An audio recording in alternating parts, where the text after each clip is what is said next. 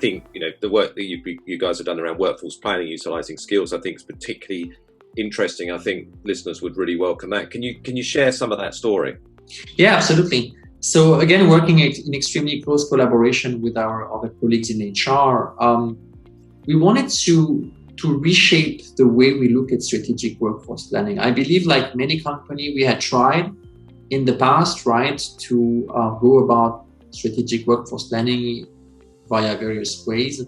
But we realized that the impact that this type of initiative was delivering was not exactly where we wanted it to be.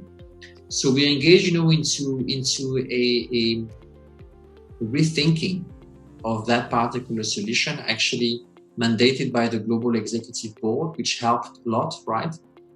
Because strategic workforce planning is a key enabler of our global HR mandate to shape the people dimension of Merck. So based on that, we looked at how to best look at strategic workforce planning. And we did that in very close collaboration with the business leaders, looking at real use cases, not so much approaching it, from a pure methodology kind of standpoint, but really trying to blend into a business planning exercise, looking at how the business conducts business planning and integrate strategic workforce planning in the way we're doing people planning.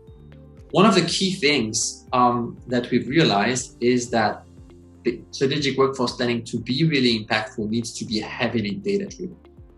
We really wanted to move away from guessing how, certain jobs or skills might evolve, or maybe just relying on predictions that might be out there on the market, but be in a position to actually translate external megatrends that are relevant for us at Merck through data.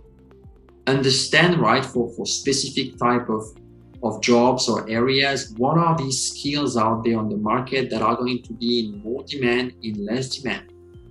What are some of the jobs out there on the market that might be non-existing anymore, that might be different, or that might be new? And to really take that as a very strong input to inform, the way we want to work. It's really about, how you want to be doing business type of discussion that you're having through this data and strategic workforce planning. And as soon as you're clear on that, and that you're clearer and you help the business think how they want to be doing business tomorrow, then fairly naturally, you realize, what type of skills, what type of jobs we're going to need, and how do we sort of compare with the current skills and jobs that we have, and from that fit gap, look at the priority areas that we want to further invest in. So this has really been, a pretty successful way to reshape how we look at strategic workforce planning. And today, it's actually embedded into our overall people plans, which are part of every business plan at Merck. And I believe as part of that work, you did some using some natural language processing, I believe, to do some inference, some skills inference, which I know a lot of people are quite interested about. Absolutely. I mean, I'm sure you would agree, David. I mean, especially out there on the market, there is a wealth of data that is untapped.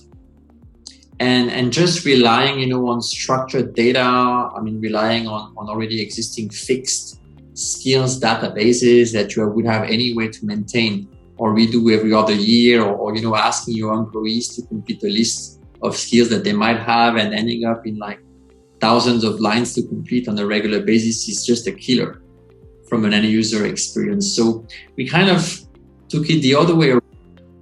How can we make the most out of that data that is out there, which is largely unstructured? And as you said, through natural language processing technique, crawling, and all other different technical methods, we were able actually to translate that unstructured data into insights that we can use. So it's something that, has been a pretty big eye-opener also in the way we can make the most of data analytics in the people space. In this series, we will be speaking to a range of senior leaders who are pushing a data-driven and digital HR agenda. Make sure that you subscribe via your podcast app of choice and also via our YouTube channel for free and regular interviews with the digital HR leaders of the future.